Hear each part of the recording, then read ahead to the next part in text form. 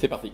Alors, chers auditeurs, bonsoir. Nous sortons d'un super spectacle au Théâtre du Balcon, 19th White Sassy, donc, qui est proposé par l'Adami, puisque l'Adami fête Sassy. D'accord. Bonsoir Nicole Croisille. Bienvenue sur Radio Friendly. Et bonsoir Anita Robillard. Bonsoir. Bienvenue. Déjà, j'ai une petite question à vous poser à vous. Qu'est-ce que ça vous fait de jouer avec Nicole Croisille, si grande dame? C'est déjà la question, importante. C'est extraordinaire. D'accord. Ça permet d'apprendre énormément. Oui. Ouais, Alors, disons que le premier jour, voilà, ils sont un petit peu impressionnés, surpris, comme moi et puis d'ailleurs. Et puis après, ça s'arrange très bien. D'accord, ok. L'idée donc vient d'Adami, je suppose, puisque c'est Adami qui a lancé, qui a proposé Sassy. Pour quelles raisons? Est-ce que vous le savez? Est-ce qu'ils vous en ont parlé? Comment s'est créée l'énergie autour du projet avec Pierre Notte? En réalité, c'était pour célébrer les 150 ans de sa disparition. D'accord. Et en fait, à la base, le projet, c'était une soirée organisée au Théâtre du Rond-Point, à Paris, qui était plus une soirée événementielle de gala. Et ils ont tellement été conquis par le travail de Pierre qu'ils ont voulu en faire un vrai spectacle. Un vrai spectacle pour le festival. Donc voilà. En fait, c'est une première sur le Festival d'Avignon. Oui, c'est une création là. Voilà, tout à fait. Complètement. Oui, en fait, l'idée, c'est de continuer à faire découvrir Satie, qui n'est absolument pas connue, à part pour 2 ou 3 morceaux. Exactement. Dont je faisais partie. Pierre aussi en faisait partie. Et en creusant un peu, on a découvert que c'était un humoriste, qu'il écrivait comme un journaliste, qu'il avait un humour fou, qu'il a un chemin de vie incroyable. Incroyable, surtout à Montmartre, avec des rencontres. Il traînait à Montmartre et tout ça, mais en même temps, il n'a jamais eu le succès qu'il aurait dû avoir. Exactement. Il a été le précurseur, il a été l'ami et de Ravel, enfin pas très longtemps Ravel, parce que bon, Ravel était plutôt un mondain plus que lui, et avec Debussy surtout. Il a côtoyé tous les gens de Montparnasse, de Picasso, Picabia, les dadaïstes. Donc il a fait partie de tous ces mouvements-là. Il a été au départ des 6 avec Georges Auric, dont entre autres et Honegger quand même, c'était les grands de cette époque-là étaient ses amis. Et lui, on ne parlait pas de lui. Parce que lui avait un caractère assez particulier, assez mélancolique, hypocondriaque, un peu inhibé quand même, et en même temps, un peu triste, un peu pas très séduisant, quoi. Donc les gens le lâchaient parce qu'ils le trouvaient un petit peu trop rigoriste, trop agressif, avec ses opinions bien arrêtées, pas très souple dans la vie. Et bon, on sait très bien que quelqu'un qui n'est pas souple sur le plan de la société et avec les autres artistes, c'est beaucoup plus difficile, quoi. Donc petit à petit, il s'est retiré. Il se retirait à tel point qu'il n'avait plus un sou et qu'il était dans ce petit appartement d'Arcueil où on a relevé, enfin, tout ce qui est écrit est de Satie ou des critiques qui ont été relevées.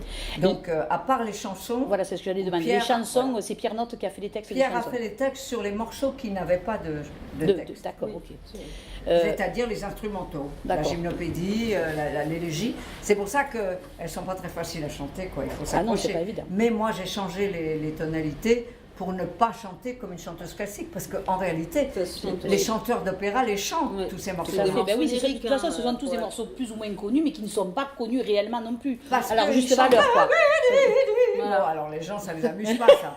Donc, j'ai dit, ok, je vais tout La gymnopédie, je la fais dans la tonalité, mais à l'octave en dessous. L'élégie, je l'ai un peu descendue, parce que sinon, c'était trop aigu.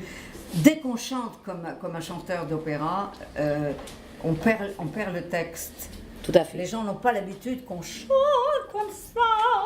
Et est-ce que vous pouvez nous parler un petit peu de vos autres compères qui sont extraordinaires également, Notamment, j'avais une question, je posais la question justement pour savoir si en fait c'était du mime ou si c'était de la danse. Et en fait, c'est venu au fur et à mesure, je pense, de la création. Comment ça évolue un petit peu tout ça, pour Kevin, oui, Michel, tout à fait, le danseur. Non, c'est de la danse. Hein. C'est de la danse. Mais après, c'est pas une... Comment dire Ça n'a pas été une directive. Non, mais l'idée, c'était pas de faire une énorme performance d'un ballet. On n'est pas du tout là-dedans. C'est d'incarner Satie. Il est censé incarner Satie, d'exprimer les différentes émotions qu'on imagine Satie ait pu avoir et donc, à travers le vous êtes arrivé dans le projet dès le départ. Oui, moi j'étais avec Nicole et Nelson, on était dans la grande... la première version qui a été faite au point où il y avait 17, au moins 17 artistes exactement sur scène. D'accord. Et moi je faisais la première et la dernière chanson. D'accord, déjà. ok.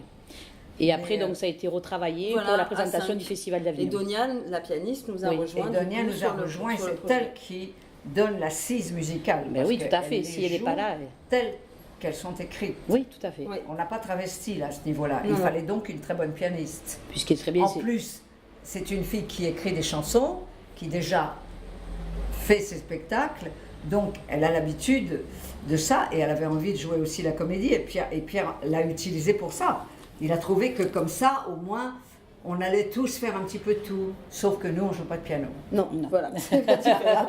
Mais par contre, vous jouez bien la comédie également, puisque c'est frais, c'est participatif à certains moments, donc le public est bien impliqué, on a entendu les gens rire, il y avait beaucoup de monde. Note a le même, on va avoir ça tout le temps, Note a le même esprit gamin, blagueur que Satie. Oui, tout à fait. Donc il a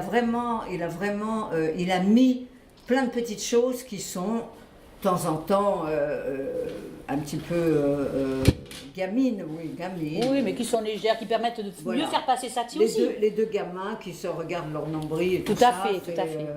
C'est parce que c'est pas franchement osé. C'est charmant quand même. C'est mignon, c'est mignonné ça. Oui, je veux dire, c'est pas choquant non plus du tout. Tout à fait, comme des enfants qui se découvrent. Voilà. Et puis moi, j'avais une petite question à vous poser, Nicole, personnellement. Cocteau, vous l'avez rencontré ou pas? Parce que vu qu'avec Satie... Cocteau, je l'ai croisé, mais c'est avec Jean Marais que j'ai travaillé. D'accord, ok. Vous avez travaillé à Jean Marais. Donc et je sais que à ce moment-là, Cocteau était déjà très fatigué. Je ne sais plus à quelle date il est mort, mais il était encore vivant, je crois, quand on a fait le spectacle que Jean Marais avait écrit, qui était en fait une comédie musicale, mais où on ne faisait que chanter et danser. Il n'y avait pas de dialogue. Sur Avignon, vous étiez déjà venu participer au festival ou pas? Oui, avec les monologues du vagin, 3 fois. D'accord. En quelle année? Je ne sais plus, 2011, 2013, des choses comme ça. Jamais d'une année sur l'autre. Oui.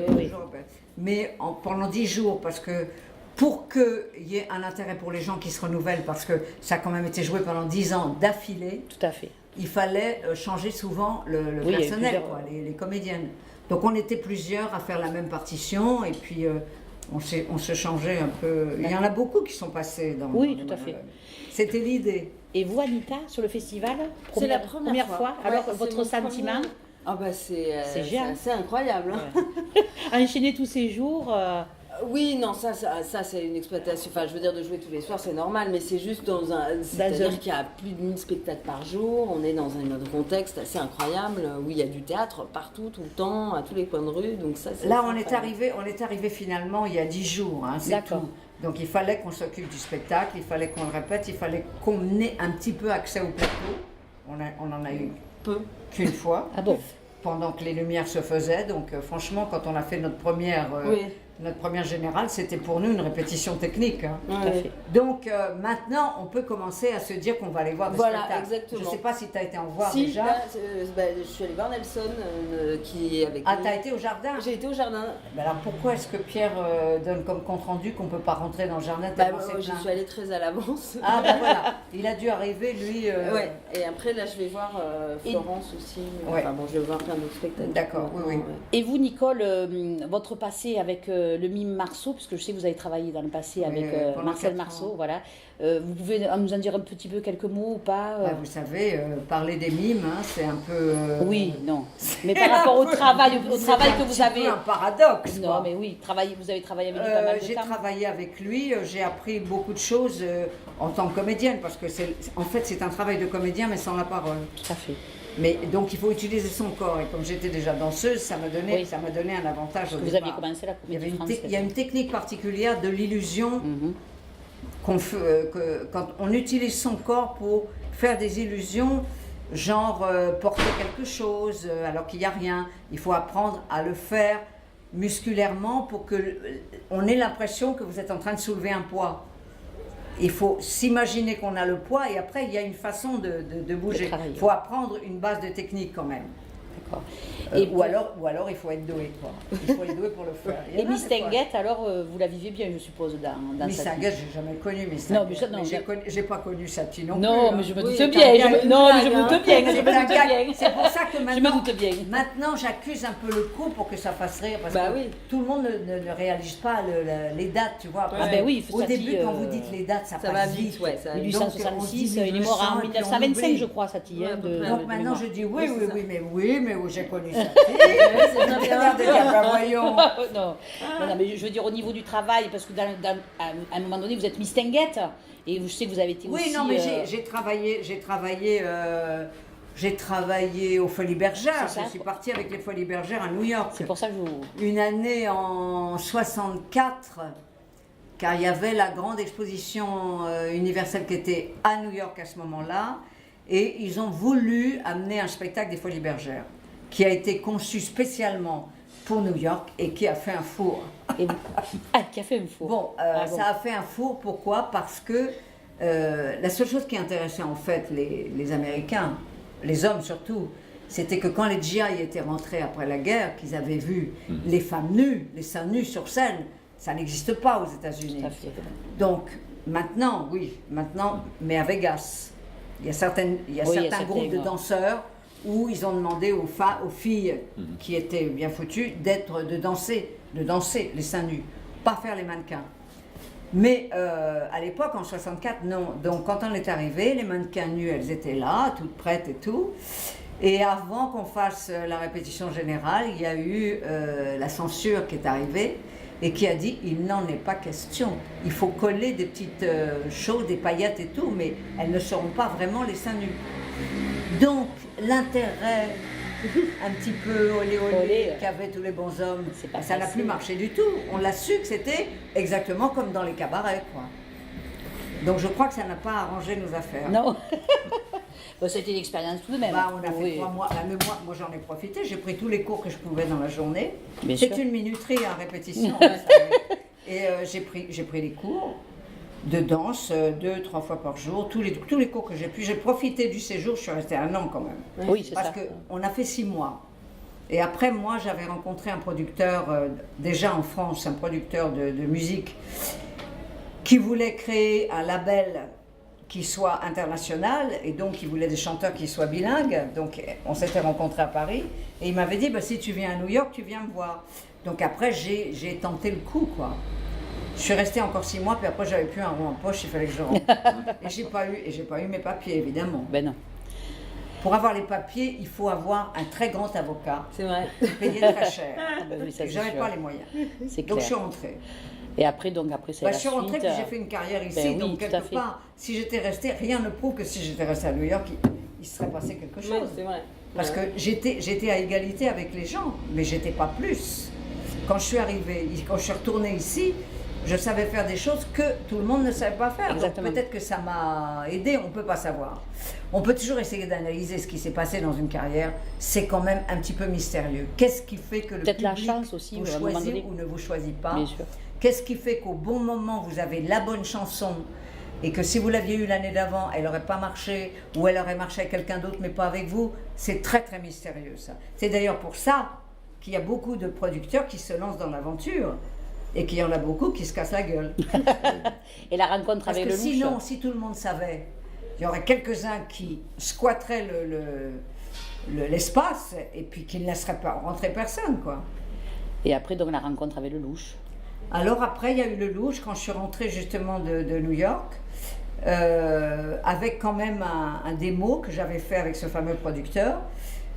Et c'est Barou et Francis Lay, qui étaient mes potes, qui m'ont dit, il faut absolument que tu viennes avec ton disque et puis on va te présenter un réalisateur. Et je savais qu'il faisait les Scopitones déjà.